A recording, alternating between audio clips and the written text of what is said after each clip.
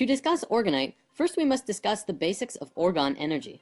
Simply put, orgone is energy. In fact, it's another name for the multi-named etheric energy that is everywhere and embodies all things. Reiki energy, prana, biomagnetic energy, chi, soft electrons, and life force energy are all names for the same thing.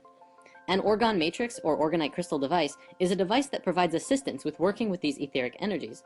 Orgonite both releases orgone energy when stimulated by other forms of energy, and has the capacity to change orgone energy from one state to another. It is especially suited for dissolving negative energy in an area and converting it to balanced, healthy energy.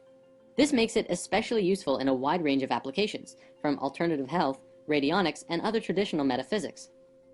Where did orgonite come from?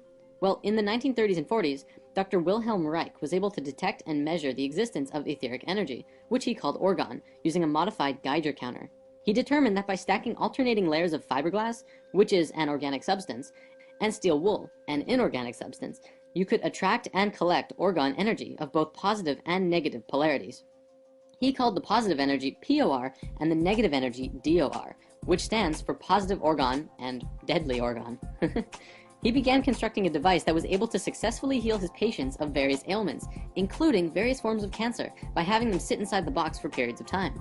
In 1986, scientists at the University of Marburg in Germany published the results of a blind study, which showed that 30-minute orgone accumulator treatments caused a consistent psychological effect.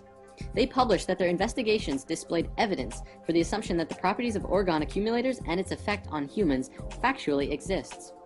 Reich's work continued into the 60s by a really open-minded Russian scientist named Dr. Nikolai Kozyrev, among others, who also scientifically proved that such unseen energies do exist all around us.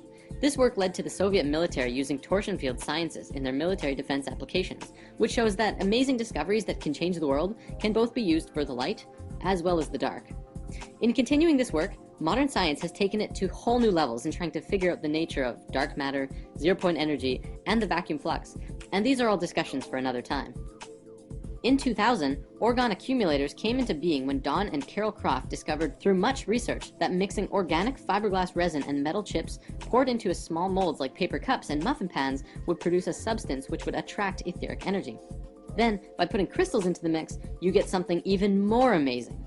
Carol Croft, who was incredibly gifted in sensing etheric energies, found that adding a quartz crystal to the orgonite would cause the orgonite to not just attract all kinds of energy, but rebalance and transmute all of the negative energy into positive. As we learned in Crystals 1, this is because the molecular structure of quartz is incredibly stable and harmonically aligned with the geometry of the universe.